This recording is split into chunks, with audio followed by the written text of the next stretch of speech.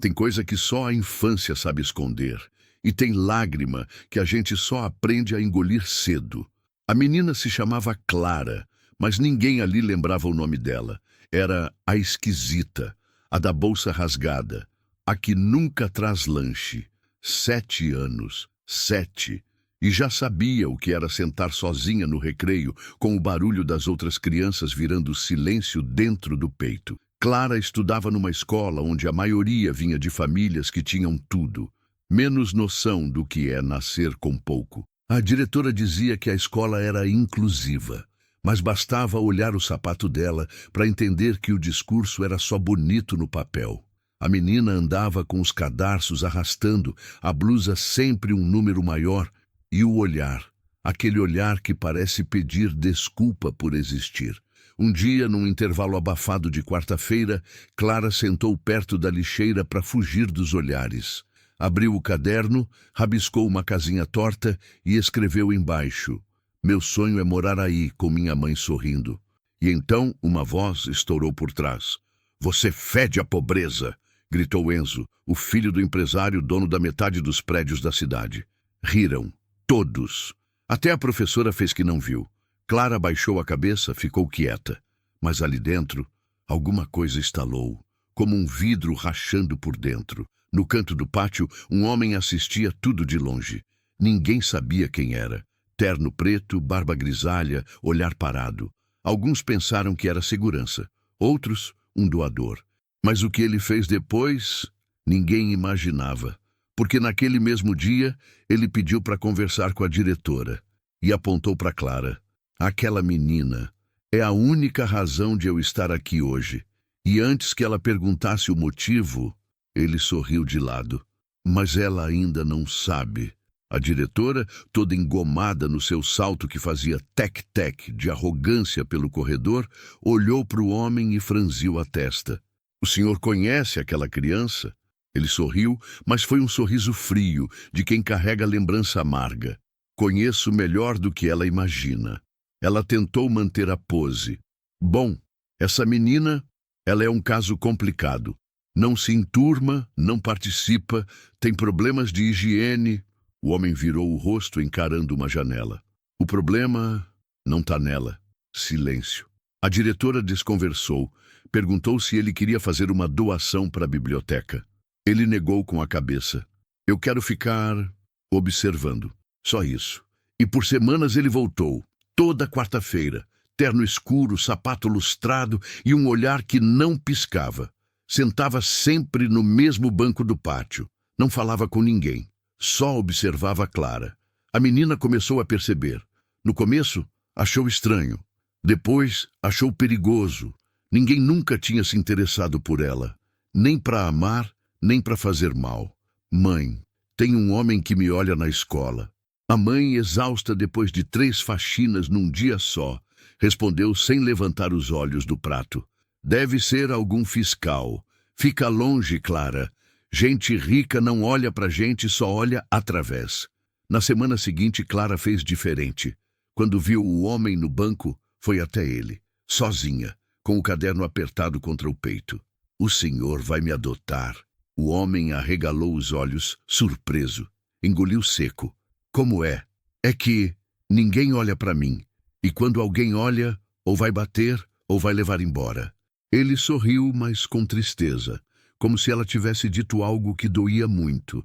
"Não, Clara, eu não vou te adotar, mas vou te devolver." Ela franziu a testa. "Me devolver?" Ele se levantou, pôs a mão no ombro dela, com uma delicadeza que ela nunca tinha sentido. "Um dia você vai entender." E naquele dia, Clara viu o homem ir embora, deixando no banco algo que mudou tudo. Uma foto antiga, meio rasgada, com uma mulher chorando e uma bebê no colo. A bebê era ela. Clara correu para casa com a foto apertada na mão, como se fosse um pedaço do próprio corpo que ela nunca soube que faltava. Era uma imagem velha, amarelada, com marcas de dobra. A mulher da foto tinha os olhos vermelhos, como quem tinha chorado por dias. E no colo dela, um bebê, roupinha rosa, cabelo ralo e um olhar perdido no nada. Clara nunca tinha visto aquela mulher, ou pelo menos Achava que não. Mãe! Gritou assim que entrou pela porta do barraco de madeira. Quem é essa? A mãe estendeu a mão, cansada, pegou a foto. Ficou em silêncio, por muito tempo, o suficiente para gelar o sangue da menina. Onde você achou isso? Na escola. O homem que me olha deixou no banco. Ela não respondeu de imediato. Só se sentou. E quando falou, a voz veio fina, fraca. Essa mulher era eu. Clara arregalou os olhos. Não parecia. Aquela mulher da foto tinha o rosto inchado, os cabelos caindo nos ombros. Era outra versão da mãe, uma que ela nunca tinha conhecido. Mas por que eu tô nessa foto? A mãe ficou em silêncio, depois respirou fundo. Porque você foi dada. Clara congelou. A cabeça girou. Como assim? Eu não queria, mas a família dele mandou sumir com a gente. Disse que um escândalo destruiria tudo. Eu era só a faxineira. Ele era o herdeiro, o filho do dono da empresa onde eu limpava o chão com pano rasgado. A menina ficou muda. As palavras pesavam demais. E o homem da escola? Perguntou ela, com a voz embargada. A mãe fechou os olhos. Lágrimas escorreram por um rosto que já parecia seco havia anos. Se for quem eu tô pensando, é seu pai. Clara não chorou, nem falou. Só olhou para a porta como se o mundo tivesse ficado pequeno demais para caber o que ela sentia. Na manhã seguinte, ela voltou para a escola, mas algo nela tinha mudado. Os passos estavam duros, o caderno nas mãos tremia, e o homem de terno não apareceu. Só uma carta, deitada no mesmo banco com o nome dela escrito à mão. O que fizeram com você, eu vim consertar. Me espera. Assinado E. Naquela noite, Clara dormiu com a carta debaixo do travesseiro, como se fosse uma boneca mágica capaz de transformar a vida dela. A letra era firme, mas trêmula. Um homem que queria parecer seguro, mas que carregava culpa. Muita culpa. No dia seguinte, quando chegou na escola, a diretora a chamou na sala com um olhar desconfiado. Clara, o homem que tem vindo aqui sumiu. A menina não disse nada. Ele deixou isso para você. Entregou um envelope marrom, mais grosso que o primeiro. Lá dentro, fotos, documentos, uma certidão de nascimento com um nome rasurado e um outro, Henrico Salgado Monteiro, pai. As pernas de Clara fraquejaram. Enquanto isso, do outro lado da cidade, Henrico encarava o portão da mansão onde cresceu. A mesma onde, 20 anos antes, seu pai mandou silenciar o erro que ele cometeu com a faxineira. Um erro que tinha nome, coração e agora, voz. Você está maluco? Gritou o irmão mais velho. Essa menina vai destruir tudo. Imprensa, acionistas, sua reputação. Henrico não respondeu. Pegou um papel do bolso e estendeu. DNA. É minha filha. E daí? Isso foi enterrado, Henrico. Enterrado. Ela é fruto de um erro, de uma fraqueza sua. Henrico cravou os olhos no irmão com uma firmeza que há muito não mostrava. Ela não é um erro. Foi o que fizeram com ela que foi. Na escola, Clara já não sabia o que pensar. Algumas colegas começaram a se aproximar, como urubus farejando carniça de herança. É verdade que você é filha do dono de tudo? Ela não respondeu. Só olhou em volta e viu o que nunca tinha visto antes. Atenção. Mas não era carinho. Era interesse. Curiosidade podre. Naquela noite, Henrico bateu na porta da casa simples onde Clara vivia. A mãe abriu. Ficou paralisada. O tempo parou ali por um instante. Ele tirou o chapéu, baixou os olhos. Eu não vim comprar perdão. Vim pedir. E se eu não tiver direito a isso, quero pelo menos olhar nos olhos da minha filha e dizer: me perdoa por ter te escondido como se você fosse vergonha. Clara ouviu tudo da porta do quarto. Não saiu, não correu, mas chorou. E dessa vez, o choro fez barulho.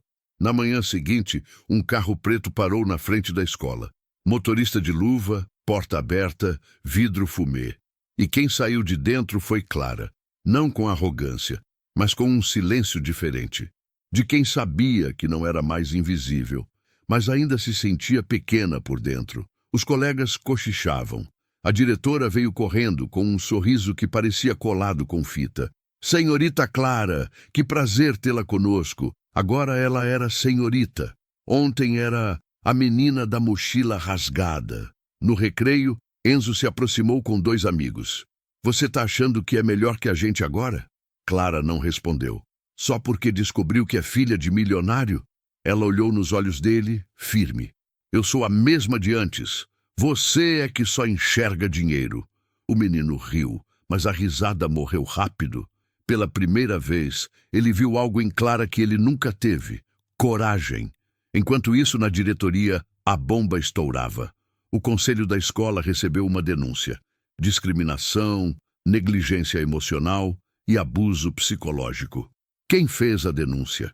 Henrico, com uma equipe de advogados do tamanho de uma biblioteca. Essa escola ensinou minha filha a sentir vergonha de existir.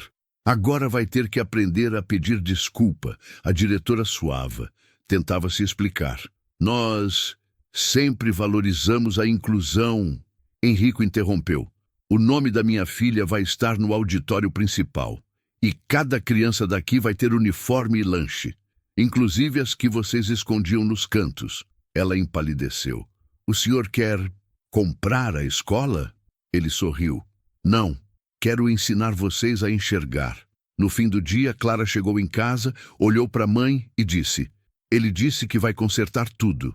A mãe respondeu com os olhos baixos: tem coisa que o dinheiro não conserta, filha. Só o tempo. Mas naquele mesmo dia, um envelope chegou, com o nome de Clara escrito à mão. E dentro, a convocação para um jantar de gala. Era oficial. Ela agora tinha um nome que valia mais do que ouro, mas ela ainda não sabia o preço que isso cobraria. O salão era maior do que qualquer lugar que Clara já tinha pisado. Lustres pendurados como joias do teto, garçons deslizando com bandejas de prata e um monte de gente sorrindo com os dentes, mas com os olhos frios. Clara entrou com um vestido azul claro, emprestado de uma prima rica de Henrico. O tecido pinicava, o salto doía e a alma tremia. Na porta do salão, um segurança perguntou: nome? Ela gaguejou. Mas antes que respondesse, Henrico apareceu e colocou a mão nas costas dela. Clara Monteiro, minha filha. A frase fez a sala congelar por 2 segundos. Depois, cochichos começaram. Alguns a olhavam com pena, outros com desdém, mas ninguém com afeto. Na mesa, os tios de Henrico tentavam manter a postura. Ela parece educada, disse uma senhora cheia de joias. É, para quem veio do nada, até que não assusta, retrucou um outro. Clara fingia não ouvir, mas cada palavra parecia uma faca invisível. Durante o jantar, o garçom ofereceu vinho. Clara recusou, tímida. Enzo, sim, ele estava lá também, filho do sócio da família, soltou. Ela não bebe, deve estar com saudade da água da torneira. As risadas foram contidas, mas estavam lá. Henrico cravou os olhos no menino. Você ainda vai aprender a calar, garoto. Mas Clara se levantou da mesa. Não precisa, pai. Era a primeira vez que ela o chamava assim. Eu não tenho vergonha da água que bebi, nem do chão que varri com minha mãe. O salão ficou mudo. Se vocês têm problema com isso, o problema não sou eu. E saiu, simples assim. Na rua, a chuva começava a cair. E Clara, sozinha sob o toldo da entrada, olhou para o céu e sussurrou. Por que parece que quanto mais a gente sobe, mais dói respirar? Mas ela não ficou muito tempo ali, porque do outro lado da calçada, uma figura familiar apareceu. A professora, aquela mesma que fingia não ver os abusos na escola. Clara, posso falar com você? A menina apenas encarou, esperando. Eu sei que errei. E você precisa saber de uma coisa. Sobre o seu pai, Clara sentiu o estômago virar. O que tem ele? A mulher respirou fundo. Ele não te procurou agora por acaso. Foi forçado. E eu ajudei a esconder isso. A professora parecia encolhida debaixo do guarda-chuva. Os olhos piscavam rápido, como quem busca coragem nas gotas da chuva. Quando você nasceu, Clara, seu pai sabia. Ele soube desde o começo. A menina franziu a testa com a voz embargada.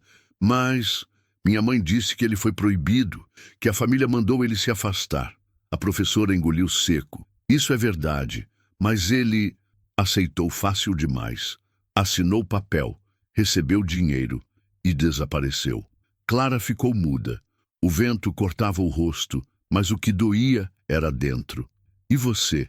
Eu trabalhava na escola onde sua mãe tentou te matricular a primeira vez.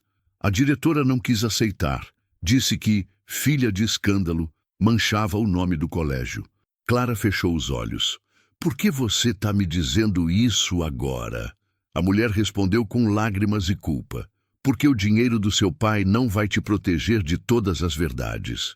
E você precisa escolher o que vai fazer com isso, guardar ou gritar. Naquela noite, Clara não dormiu. Sentou na varanda do barraco que chamava de lar até poucos dias atrás. O vestido azul pendurado num prego, o salto jogado num canto, e na cabeça um turbilhão. Na manhã seguinte, ela fez o que ninguém esperava. Voltou para a escola antiga. Mochila velha nas costas, uniforme remendado, pediu para falar com a coordenadora. Eu quero dar uma palestra. Você? Sim. Sobre como é ser ignorada, ser chamada de lixo e o que acontece quando a gente começa a acreditar nisso. E no dia seguinte, Clara, com 7 anos de idade, ficou de pé diante de uma sala cheia de crianças. Tem gente aqui que já me chamou de pobre, de fedida, de burra, e eu engoli tudo calada. Mas hoje eu não sou rica porque tenho dinheiro. Eu sou rica porque sobrevivi a vocês. A sala ficou muda. A coordenadora tentou interromper, mas Clara encarou com firmeza. Eu ainda moro no mesmo lugar, ainda como arroz puro quando falta tudo. Mas agora eu sei quem eu sou, e ninguém mais vai me ensinar a ter vergonha disso. Na plateia, uma menina do fundo começou a chorar. Levantou a mão. Você pode ser minha amiga? E pela primeira vez, Clara sorriu. De verdade. Mas do lado de fora da sala, alguém observava em silêncio. Henrico, com os olhos molhados, mas o coração ainda preso a uma decisão que poderia destruir tudo. A mansão dos Monteiro estava em silêncio, daqueles que doem no ouvido. Henrico estava sentado na cabeceira da mesa, com papéis abertos e a expressão de quem não dormia havia dias. Do outro lado, os tios, primos e irmãos, todos engravatados, todos com aquele ar de sabemos o que é melhor para a família. Henrico, essa história tem que acabar.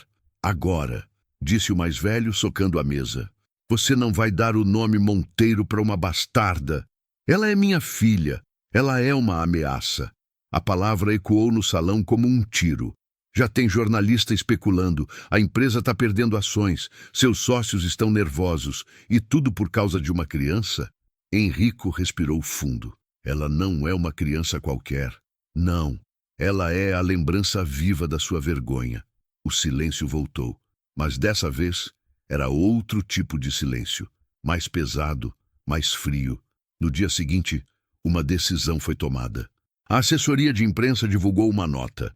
Henrico Monteiro confirma laços de paternidade, mas afirma que não há vínculo jurídico, afetivo ou financeiro com a criança. Trata-se de um caso isolado, de natureza pessoal, já encerrado. Clara viu a matéria no celular de uma colega. Leu devagar, cada palavra um corte. A professora tentou consolar.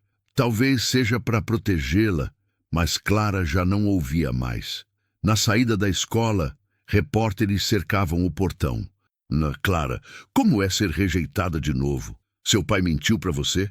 Vai processar a família Monteiro? Ela correu. Sumiu no meio da multidão. Horas depois, Henrico ligou. 20 vezes. Nenhuma atendida. Na 21ª, Clara atendeu. A voz baixa, firme. Você disse que ia consertar tudo. E eu vou. Você mentiu. De novo. Silêncio. Clara, eu fui ameaçado. Disseram que iam te tirar de mim. Me destruíram uma vez. Eu não quis que fizessem isso com você.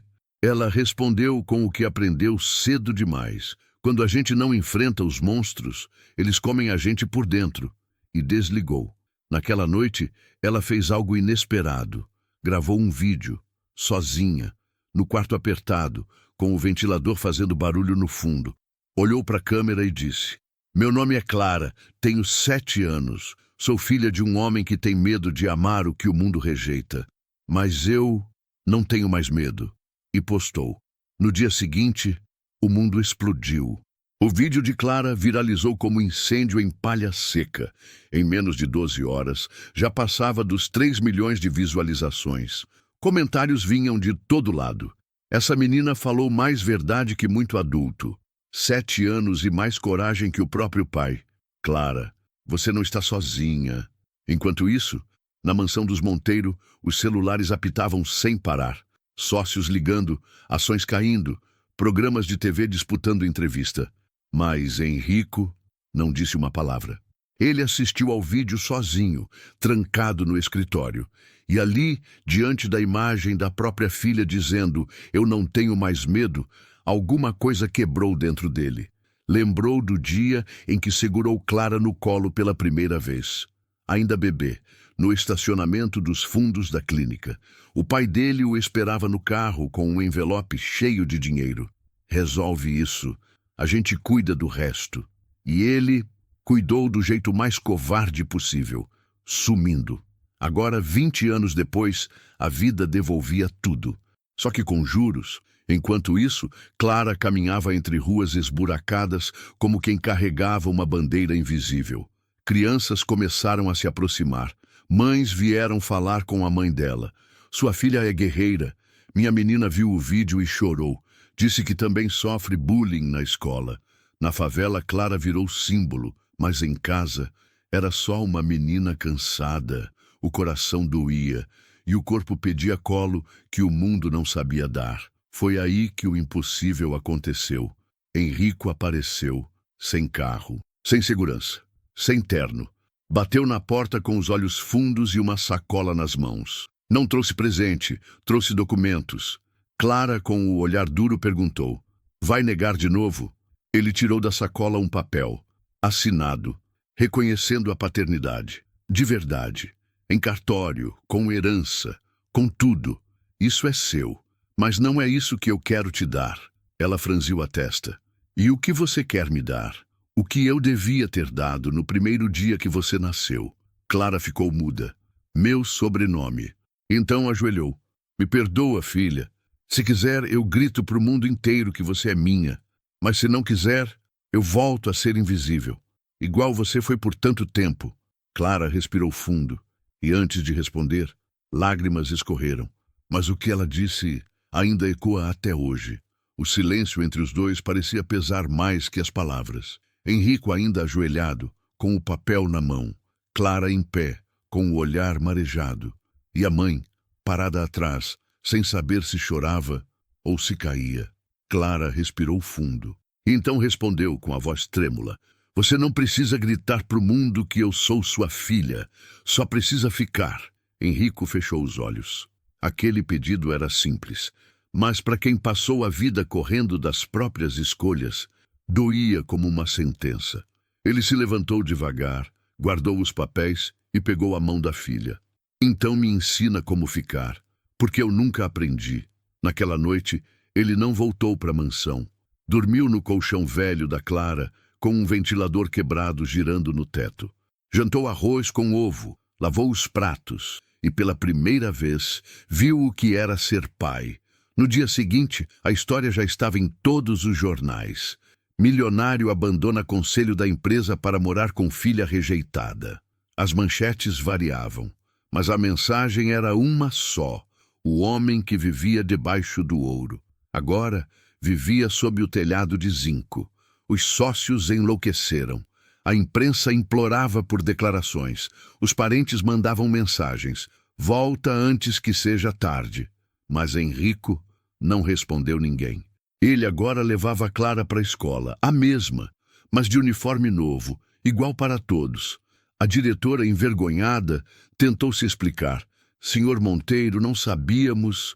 "Eu também não sabia, mas agora sei, e vou vigiar de perto." A escola mudou. A sala de Clara foi reformada. A biblioteca ganhou novos livros. E na parede da entrada, uma placa com letras douradas: "Auditório Clara Monteiro, para que nenhuma criança se sinta invisível. Clara leu a placa com os olhos cheios d'água. Isso vai durar para sempre? Henrico respondeu com um sorriso sincero. A dor não dura, mas o que a gente faz com ela, dura sim. Naquela tarde, eles voltaram para casa de mãos dadas. No caminho, viram um menino sozinho no canto da calçada. Sapato furado, mochila rasgada. Clara se abaixou e falou: Ei, você tá bem? O menino só balançou a cabeça. Henrico perguntou: Qual seu nome, garoto? Caio. Clara estendeu a mão. Vem com a gente. E ali, algo nasceu. Porque quando a dor vira ponte, nasce uma nova família. Caio passou a frequentar a casa de Clara como quem entra num lugar sagrado. Sentava no chão da sala, comia devagar, agradecia por tudo. No começo, mal falava. Depois, começou a sorrir. E logo, a chamar a mãe de Clara de tia. A vizinhança notou. Agora eles adotam menino também? Isso vai virar creche? Clara ouvia, mas não ligava. Porque agora ela entendia. Gente que não ama, não sabe o valor de quem ama muito. Henrico olhava aquilo com olhos marejados. Cada gesto de Clara era um tapa na cara do homem que ele tinha sido. A menina ensinava mais com o silêncio do que qualquer livro da biblioteca da mansão. E foi então que ele tomou uma decisão. Chamou a filha, Caio e a mãe da menina para sentarem juntos numa roda improvisada na sala apertada. Eu tenho um terreno, um bem grande. Sempre quis fazer um prédio de luxo. Mas agora quero fazer outra coisa. Clara olhou curiosa. O quê? Uma escola. E vocês três vão me ajudar. A mãe sorriu com os olhos cheios de dúvida. Escola? Sim. Uma escola onde ninguém sente vergonha de onde veio, onde o uniforme não cobre a dor, mas também não expõe a pobreza, onde o talento é mais valioso que o sobrenome. Nos meses seguintes, o projeto saiu do papel, e cada parede da nova escola levava uma história. Na biblioteca, livros escolhidos por Clara. Na cozinha, receitas simples, mas feitas com dignidade. E na entrada, a frase pintada no alto do muro: Aqui, ninguém nasce invisível. A inauguração atraiu jornalistas do país inteiro. Henrico recusou entrevistas. Clara foi quem falou no microfone com a voz firme. Essa escola não foi feita por um homem rico. Foi feita por um homem que aprendeu o que é sentir falta de um abraço. Na plateia, Caio sorria. A mãe de Clara chorava. E Henrico olhava para o céu, como quem agradece por uma segunda chance. Mas foi depois do evento que algo surpreendente aconteceu. Um envelope, sem remetente, na portaria da escola. Dentro, uma foto antiga, um bebê, um papel de adoção e uma carta com 4 palavras escritas à mão. Ela não era a única. O envelope era grosso. A foto tinha marcas de tempo, como se tivesse sido guardada por décadas. Clara olhava aquilo sem entender. O bebê da imagem não era ela. A roupinha era diferente, mas o olhar, o mesmo vazio. A carta tinha só 4 palavras. Ela não era a única. Clara levou até Henrico, que, ao ver, ficou pálido. De onde veio isso? Alguém deixou na portaria da escola. Ele respirou fundo, sentou no sofá como quem tinha levado um soco no estômago. Eu acho que sei o que é isso. Clara se aproximou, o coração acelerado. Tem mais filhos? Henrico balançou a cabeça devagar. Não meus, mas da minha família. Meu pai. A sala ficou muda. A mãe de Clara, que ouvia do canto, soltou. Você está dizendo que meu pai fez isso antes, muitas vezes, com empregadas, com funcionárias, com mulheres que ninguém acreditava. Clara sentiu um arrepio. Henrico se levantou, foi até uma estante, puxou um velho fichário. Documentos antigos, contratos, doações anônimas, registros escondidos. Ele tinha uma rede de silêncio. Dinheiro que sumia da empresa e ia parar em clínicas, advogados, cartórios. Você sabia? Perguntou Clara com os olhos cheios. Eu desconfiava, mas quando foi comigo, eu achei que era diferente, que tinham sido duros demais comigo. Eu não percebi que eu também fui cúmplice. As mãos dele tremiam. Isso aqui é só a ponta. Nos dias seguintes, Clara e Henrico começaram a investigar. Conversaram com ex-funcionárias, procuraram arquivos, e a cada porta aberta, mais histórias de mulheres apagadas, bebês escondidos, promessas compradas com silêncio. Clara olhou tudo aquilo e sentiu raiva, dor, nojo. Quantas crianças foram apagadas? Henrico respondeu baixinho. Talvez dezenas. Foi então que Clara falou com a mesma força de quem, um dia, foi ignorada no recreio. A gente vai contar tudo. Clara, a gente vai contar tudo, pai. Se for para começar do zero, então que seja do zero mesmo. E naquela noite, ela escreveu o primeiro parágrafo do que viria a ser um livro. Título: Os Filhos Invisíveis, a Herança do Silêncio. Mas ela ainda não sabia que tinha mais alguém observando tudo, do alto, e que essa exposição traria uma sombra perigosa. O livro ainda era um rascunho, mas bastou Clara postar um trecho nas redes sociais, um só parágrafo falando das mães caladas e das crianças esquecidas, para a internet pegar fogo. Milhares de compartilhamentos, comentários, gente contando suas próprias dores, seus próprios silêncios. Clara começou a receber mensagens de outras mulheres. Muitas. Minha mãe trabalhava na empresa Monteiro em 1997. Ficou grávida e sumiu. Meu irmão foi registrado sem pai. E minha avó dizia que ele era filho de patrão. Minha história é igualzinha à sua, só muda o bairro. Era como se Clara tivesse tocado numa ferida antiga, que ninguém nunca ousou mexer. Mas onde tem verdade, tem resistência. E o sistema começou a reagir. Primeiro, vieram os recados sutis. Um bilhete amassado, deixado na mochila da escola com letras recortadas de revista. Para de cavar, menina. Depois, ligações para a mãe de Clara, de números desconhecidos. A senhora tem noção do que essa menina está fazendo? Isso vai acabar mal para todo mundo. Na escola o clima virou chumbo. A diretora, antes toda sorriso, agora mal olhava nos olhos de Clara. E numa manhã abafada, ela entrou no banheiro feminino e encontrou o espelho rabiscado com batom vermelho escorrido. Quem mexe com fantasma vira alvo. Clara trancou a porta.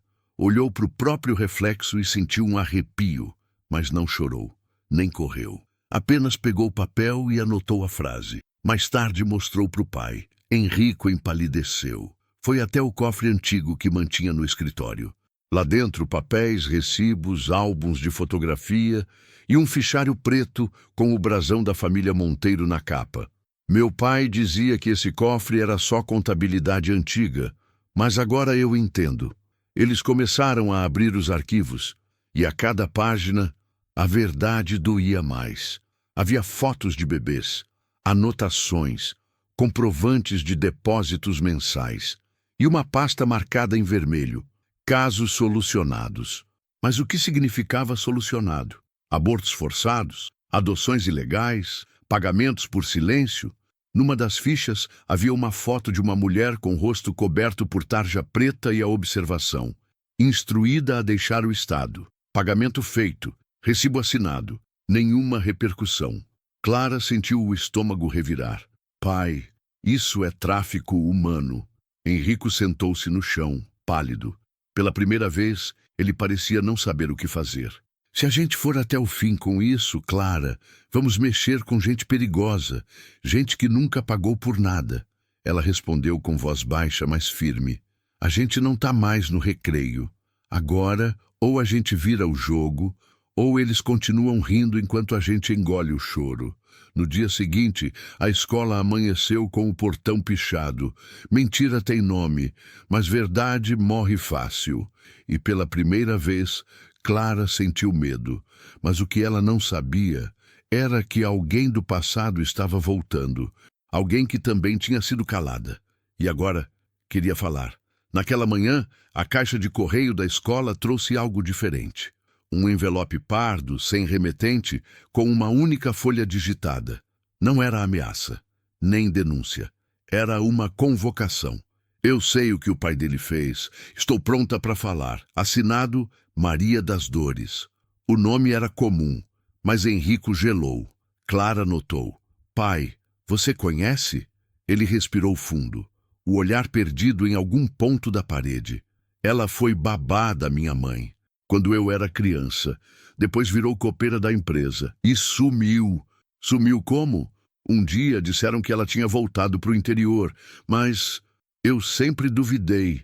Clara pegou o envelope e respondeu com os olhos em brasa. A gente vai até ela. 3 dias depois, mãe e filha estavam num ônibus com destino a uma cidadezinha esquecida do interior. Estrada de terra, mata fechada, calor grudando na pele. No fim da linha, um casebre simples, paredes rachadas e uma mulher de cabelo grisalho na cadeira de balanço. Maria das Dores? A velha arregalou os olhos. Ficou imóvel. A gente não quer confusão, disse Henrico com a voz mais mansa que conseguiu. Eu sei quem vocês são, disse ela sem se levantar. O menino que virou patrão e a filha que nasceu do que ele não teve coragem de bancar. Clara se aproximou devagar. A senhora sabe o que aconteceu, né? A velha olhou fundo nos olhos dela. E então falou. Eu sei o que aconteceu com as mães. Eu limpei o sangue delas. Eu vi quem saiu carregando bebês em sacos. Eu enterrei história que nem deveria ter sido escrita. Clara gelou. Henrico sentou-se no chão. A mulher continuou. Seu avô era o rei do silêncio. Ele não pagava para esconder. Ele apagava. As mães sumiam. As crianças... Ninguém sabe. E por que a senhora ficou calada? Porque ameaçaram minha neta. Uma menina igualzinha a você, Clara. Pele escura, cabelo enrolado, olhos que choram calado. Ela tirou do bolso uma foto. Era a mesma criança do envelope anterior. Essa aqui foi uma das que escapou, mas sumiu no mundo. Henrico se levantou. A senhora tem provas? Tenho tudo, gravado, guardado, porque eu sabia que um dia alguém ia ter coragem de contar. Ela apontou para dentro do casebre. Tá tudo ali, mas se vocês pegarem, não tem mais volta. Clara deu um passo à frente. Já não tem volta faz tempo. E entrou. Dentro do casebre, o tempo parecia parado.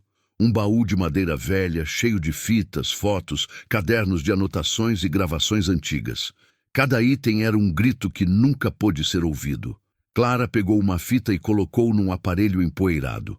A voz que saiu era trêmula, feminina, desesperada.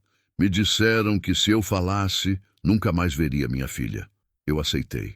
Eu aceitei porque não tinha escolha. Era a confissão de uma das vítimas do avô de Henrico, e não era a única. Havia dezenas, com nomes, datas, locais, valores pagos para silenciar, e até um diário escrito por uma das meninas que desapareceu após denunciar a gravidez. Henrico ficou em choque. Eu não sabia. Juro por Deus que eu não sabia disso tudo. Maria das Dores colocou a mão no ombro dele. Você sabia o suficiente para desconfiar, mas agora está escolhendo ver. E Clara? Clara não tremia, nem chorava. Ela digitava, com os olhos fixos, os dedos batendo no teclado como quem escreve com o sangue dos outros. Transformava cada prova em página, cada nome em memória. Semanas depois, o livro foi lançado. Não por editora tradicional. Nenhuma quis encarar o peso, mas online e de graça, em PDF. Os Filhos Invisíveis, a herança do silêncio, foi lido por mais de 10 milhões de pessoas em uma semana. A repercussão explodiu. Justiça, Polícia Federal, Ministério Público. Gente poderosa foi intimada. Nomes antes intocáveis agora estampavam manchetes com a palavra investigado. A escola de Clara virou símbolo. A placa na entrada foi ampliada com uma nova frase. Quando a voz da criança ecoa, o mundo aprende a escutar. E numa tarde de sol, enquanto Clara ajudava Caio com um dever de casa, Henrico chegou com um envelope. Dentro, um documento oficial. É sua herança, Clara. O que me restou? Ela olhou, mas não abriu. Essa não é minha herança, pai. Minha herança está nas crianças que agora têm nome, nas mães que ninguém vai apagar e em você que decidiu ficar. Ele sorriu, em silêncio. E a sua herança, pai, é ter aprendido a amar sem esconder. Naquela noite, um grupo de crianças se reuniu no auditório da escola. Todas com histórias parecidas, dores semelhantes, mas agora, nomes registrados, cadernos nas mãos e futuro diante dos olhos. Clara subiu ao palco, pegou o microfone. Tem gente que nasceu invisível, mas ninguém nasceu para viver apagado. Silêncio. E depois, aplauso. Um aplauso que lavou a alma. Um final? Talvez. Mas como diria o vovô Rico, tem história que termina, só para começar do jeito certo. E aí, o que achou desse caos, hein? Se doeu é porque mexeu onde ninguém tinha coragem. Se emocionou é porque, no fundo, você também acredita que o amor não se compra, mas a dignidade, essa tem que ser garantida. Deixa seu curtir aí, compartilha com quem precisa ouvir essa história e se inscreve, que aqui na varanda do vovô sempre tem espaço para mais um caos de arrepiar. Até a próxima.